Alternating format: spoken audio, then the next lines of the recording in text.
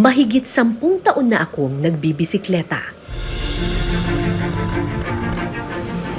Kadalasan para lang pumasok sa trabaho o sumali sa mga karera.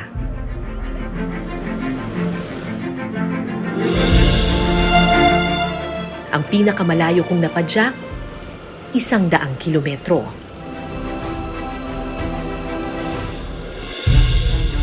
Pero sa susunod na 3 araw, susubukan kong hamunin ang aking sarili. Sakay ng aking bisikleta, papadyak ako ng mahigit 400 kilometro. Sa isang paglalakbay para sa katatagan, para sa pamilya, at pag-asa.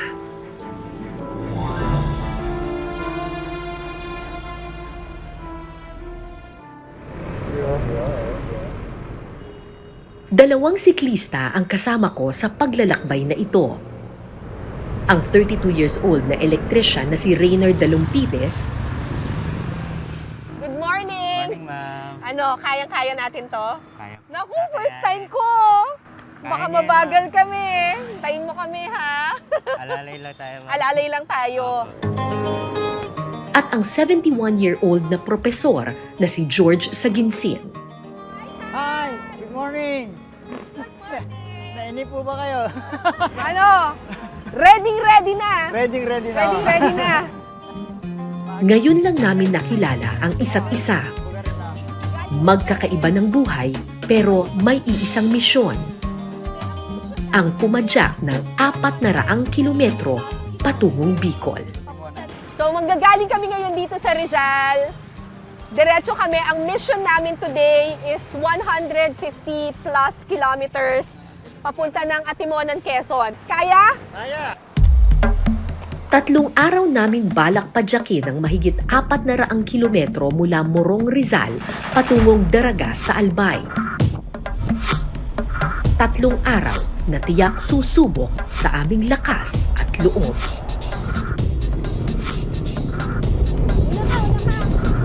Hanggang bungad lang ng Pililla, Rizal ang pinakamalayo kong naabot sakay ng aking bisikleta.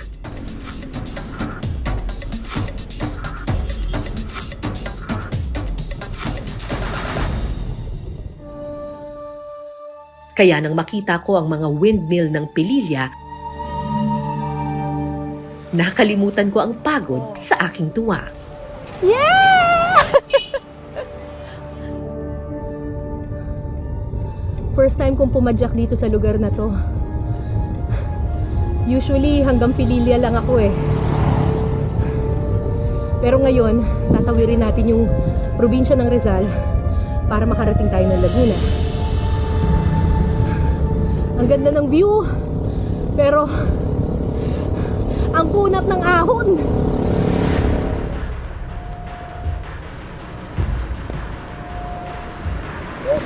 Ang kunat!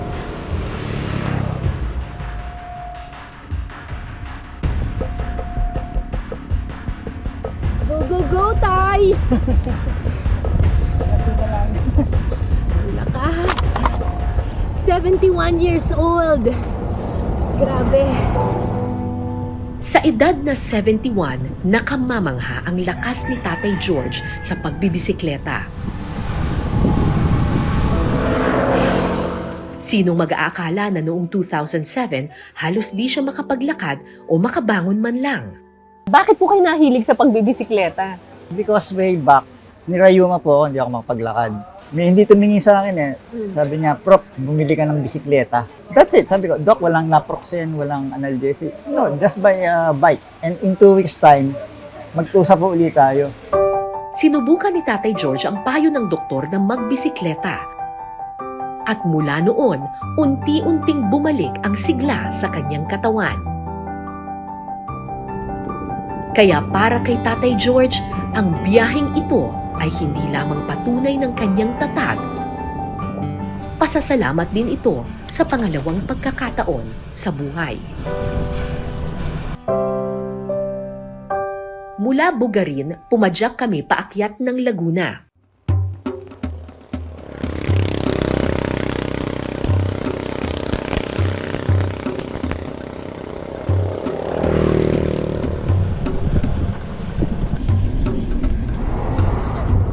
Layo pa?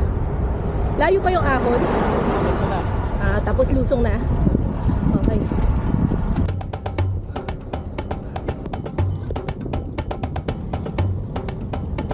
Lalay lang. Zigzag road.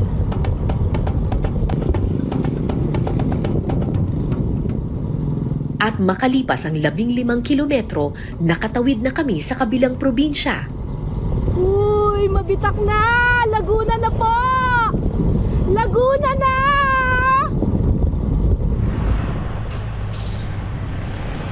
Akalain mo umabot ako ng Laguna sa bisikleta. Halos puro lusong ang daan sa Laguna.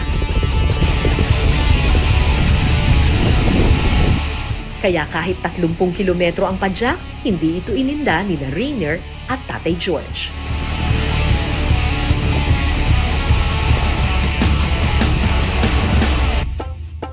Mula pagsanghaan, pumadyak kami sa bulubunduking bahagi ng Cavinti at Louisiana sa Laguna.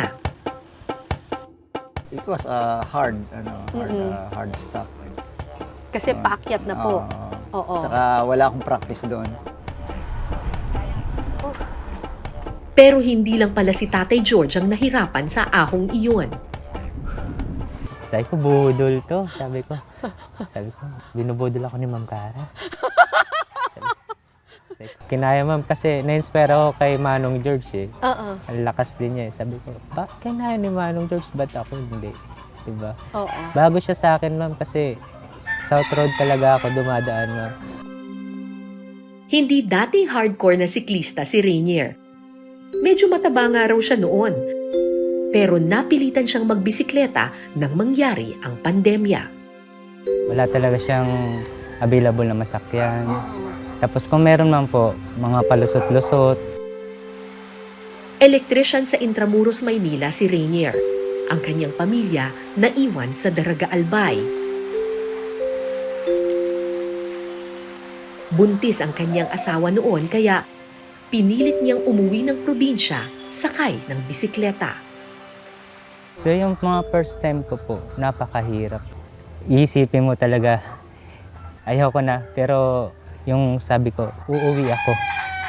Kailangan makauwi kasi gusto ko makita yung pamilya ko.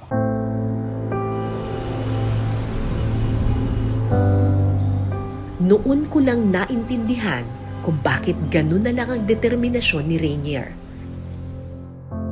Sa isang taong nagmamahal, walang mahirap at matarik na daan.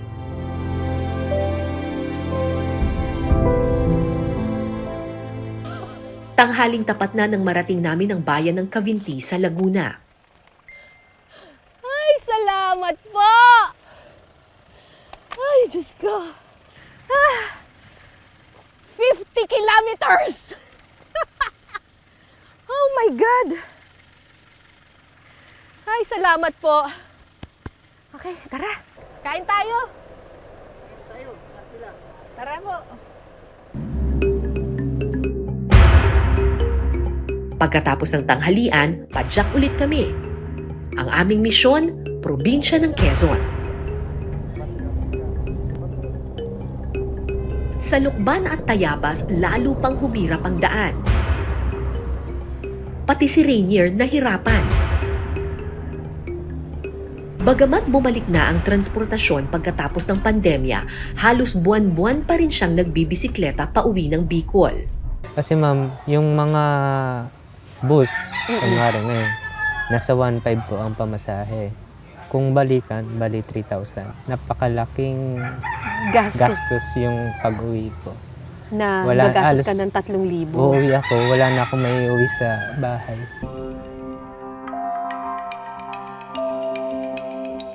Pasado alas 4 ng hapon nang makarating kami sa Pagbilao, kung saan matatagpuan ang tanyag na Bitukang Manok o Old Zigzag Road, ang pinakamahirap at pinakamatarik na kalsada sa probinsya ng Quezon.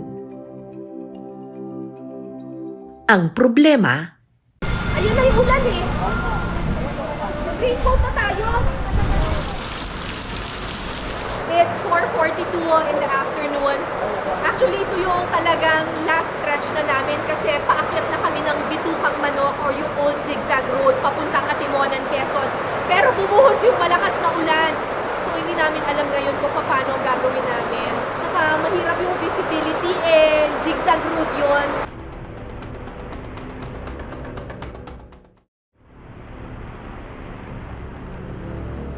Pero single pal na ng GoPro mo ah. Pagkatapos ng pagdarasal, thank you Lord, tignan niyo ang kalangitan. Tara! Makakapadyak na kami. Thank you Lord. Tara na!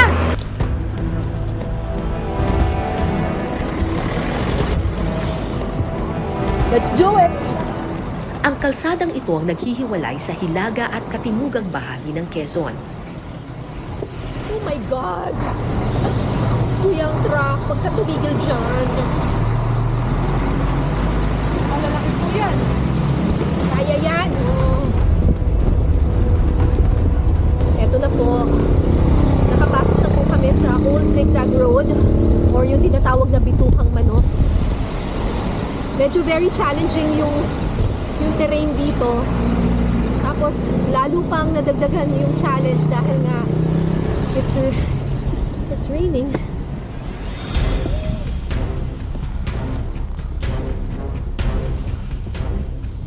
Itinayo noong dekada 70 ang Bitukang Manok o Old Zigzag Road ang isa sa pinakakinatatakutang kalsada ng mga motorista.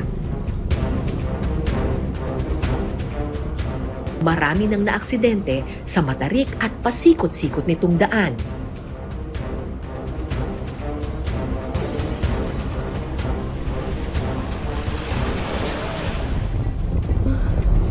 Grabe, Andy Ahon. Huwag kang bibigaw. Mahigit 1 kilometro ang haba ng kailangan naming ahunin. Pero lalong nagpahirap ang tarik, dulas at dilim ng kalsada.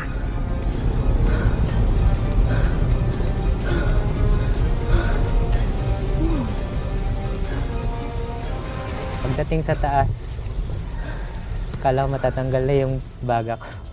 Kasi umaangat yung gulong ko sa harapan kasi andulas. Oo, Grabe. andulas. Para akong nagbabani hap yung harap. Kaya halos umupo na ako sa batalya ng kaunti para bumigat. Sabi ko, hindi pwedeng madulas ako dito.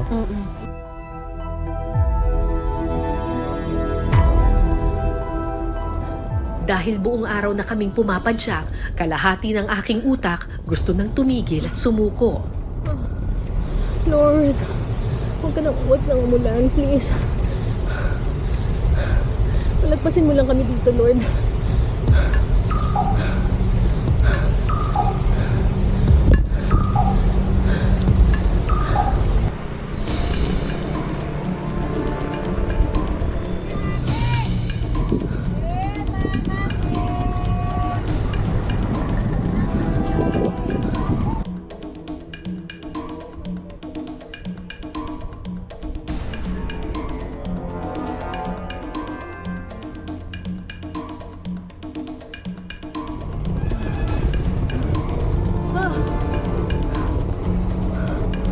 Kaya! Kaya!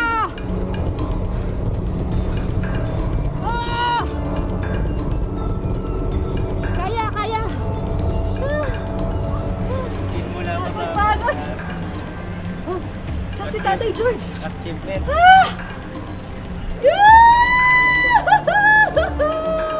Nice, Ate George. Nice one! Lakas. Nice one! Oh, thank you, Lord.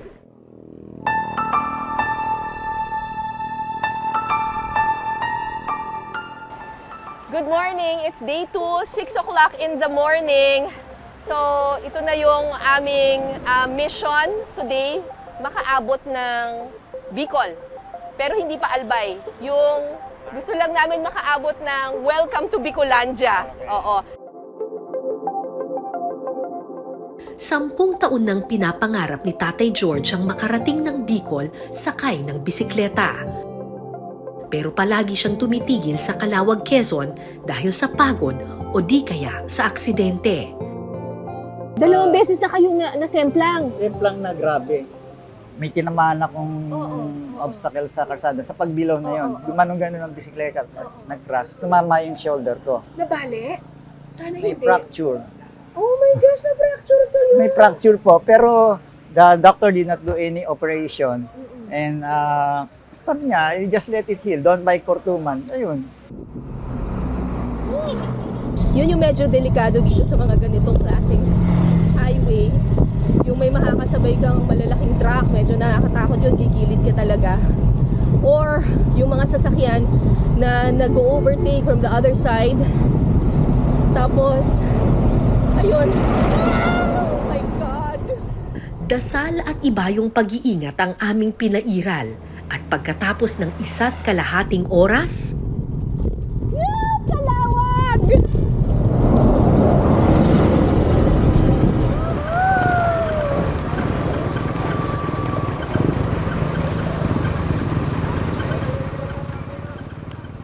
So, after 50 kilometers of riding, narating na namin itong rotonda ng Bicol, Calawag, Tagkawayan. Ito yung, tama ba Tatay George? Hanggang dito ka lang umabot yung pinakamalayo mong ride noon. Yes. Quest ngayon, pinapromise ko po sa inyo, hindi kayo sasakay ng bus, didiretsuhin natin to hanggang Bicol, ha? Yes, ma'am. Yes, ma'am.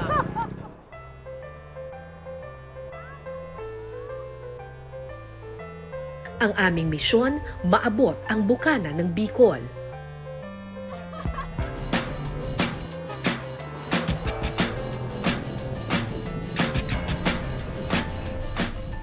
Pero sa gitna ng aming padyak, biglang bumuhos ang ulan. Raincoat, raincoat, raincoat! Kasi Tatay George, iwan? Wala ko. Pagod man ang kanyang katawan, malakas man ang buhos ng ulan, walang pag-aatubiling bumalik si Rainier para hanapin ang aming kasama. Nag-aalala po ako sa kanya kung ano po nangyari sa kanya. Kasi pag kasama mo yung tao, kahit anong mangyari, hindi mo siya iiwan sa biyahe. Makalipas ang ilang minuto, nahanap din ni Rainier si Tatay George. Sandali lang kaming nagpatila ng ulan bago pumadyak ulit patungong Bicol.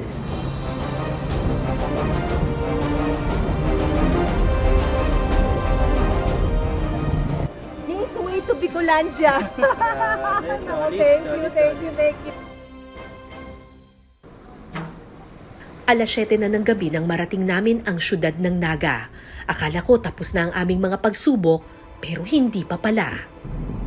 Medyo mahina na yung mata ni Tatay George, so binabagalan lang natin kasi nahihirapan na siyang makita yung daan. Papasok ako dito. Woo! Ay! Saglit! Tatawid lang!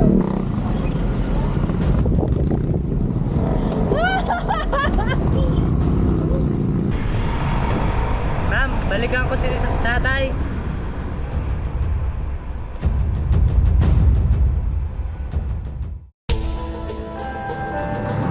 Babalikan namin si Tatay George, parang naligaw.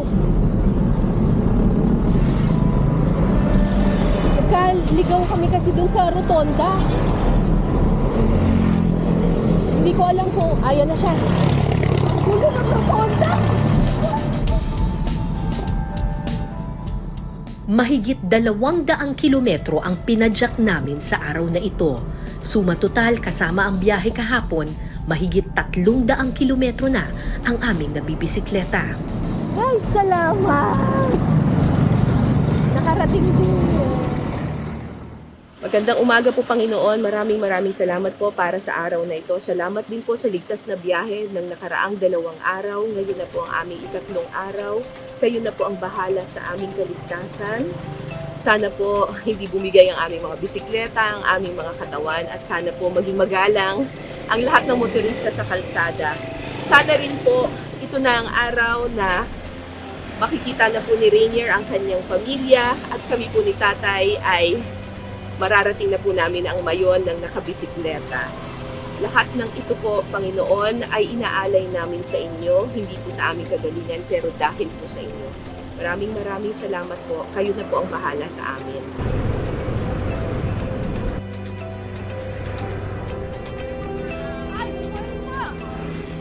Sa gitna ng aming pagbibisikleta, may nakasabay kaming ilang siklista sa kalsada. Sinusubaybayan pala ng iba't ibang biker ang aming Bicol Expedition sa social media. Sinalubong lang tayo! Nakita lang niya sa TikTok!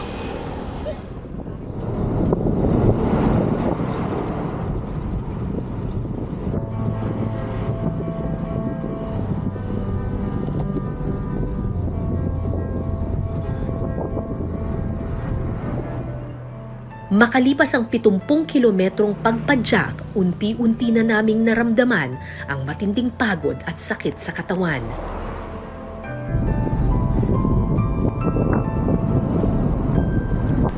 Sa aming tatlo, si Rainier na lang ang naiwang malakas.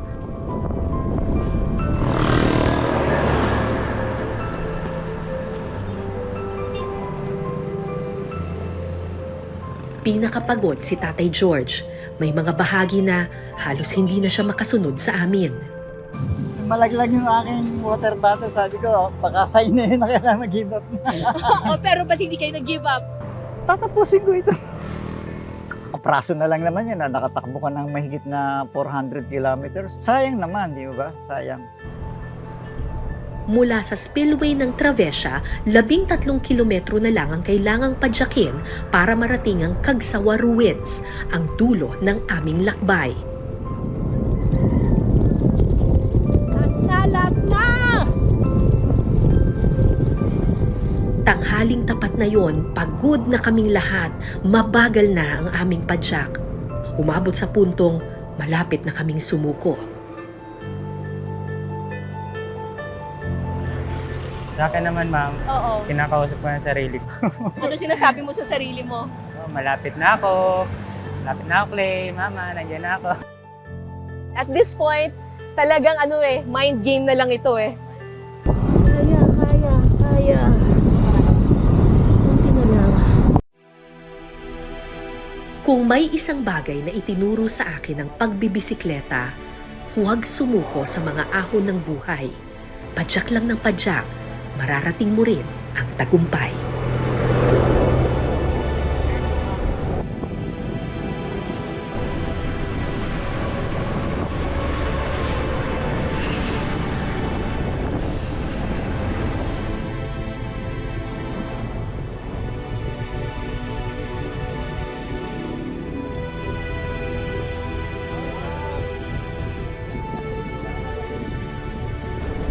Last ahon!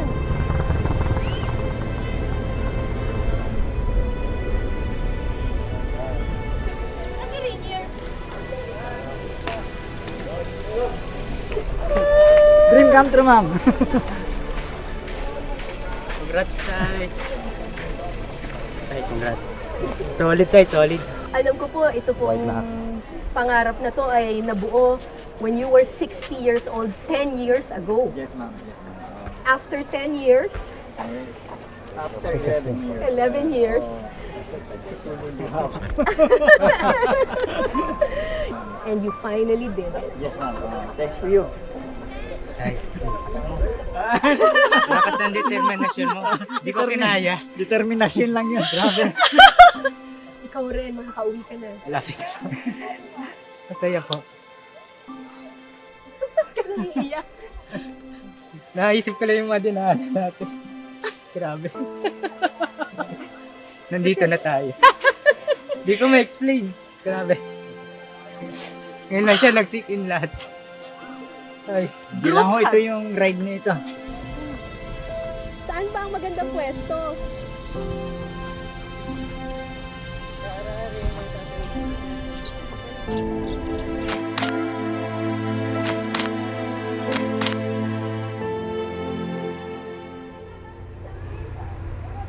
Hindi pa tapos si Rainier sa kanyang misyon. Ito ang kanyang tunay na destinasyon.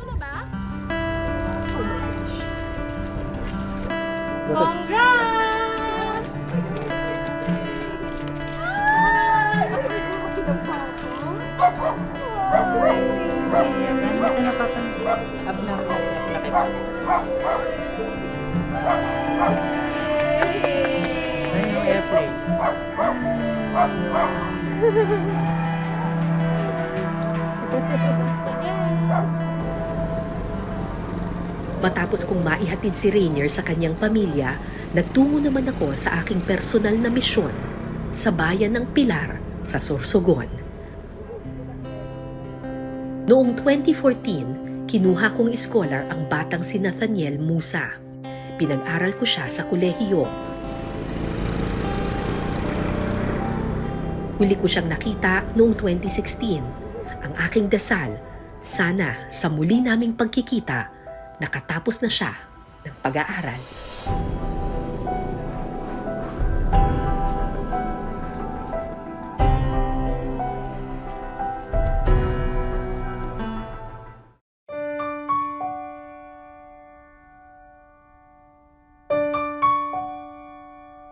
February 7, 2016, nang huli kaming nagkita ng aking scholar na si Nathaniel Musa ng Pilar, Sorsogon. Makalipas ang 6 na taon, imbis na kolehiyo, sa sementeryo na kami muling nagtagpo. Natatandaan ko pa yung last time na nagkita kami. Kasi ang alam ko noon, 3rd year college siya, tapos 1 taon na lang gagraduate na sana siya. 1 or 2 years, gagraduate na siya dun sa kanyang kolehiyo. Sinulat ko pa dito, meet up with my scholar Nathaniel Musa after finishing my race, praying he will finish his college education soon. Nathaniel is an incoming 4th year college student. Tapos 2 years later, exactly 2 years later, February rin, na-aksidente siya sa kalsada. May nakabangga sa kanya habang nagmumotorsiklo siya. Ay, sayang. Pagkatapos na malaman kong namatay si Nathaniel, hindi ako tumigil na tulungan yung pamilya Musa. May kapatid si Nathaniel, ang pangalan niya ay Julia, at yung scholarship na binigay namin para kay Nathaniel ay itinutuloy namin ngayon kay Julia. 4 na taon kong pinag-aral ang kapatid ni Nathaniel na si Julia. Kailanman, hindi pa kami nagkikita ng personal. Ito ba si Julia? So, pangalan naman ako.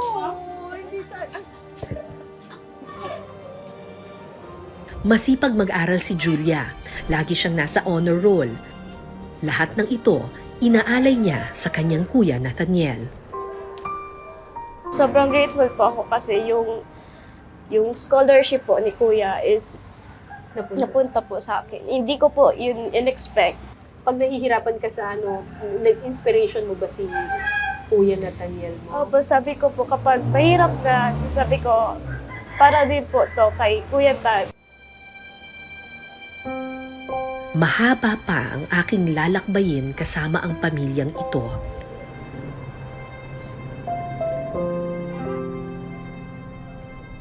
Pero tulad ng itinuro sa akin ni Rainier at Tatay George, walang imposible sa taong nagmamahal.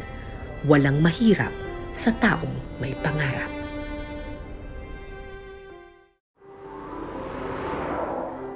Madalas sabihing higit sa tagumpay, mas mahalaga ang paglalakbay. Madaling isiping ang lakbay na ito ay sukatan lang ng tibay at lakas.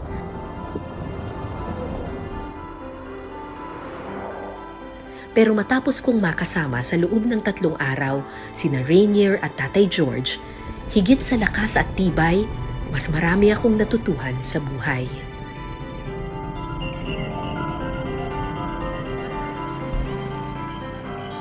Mas matibay ang puso at isipan kesa tikas ng katawan.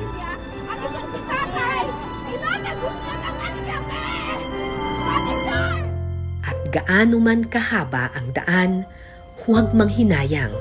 Walang imposible sa taong may pangarap at pagpupursige.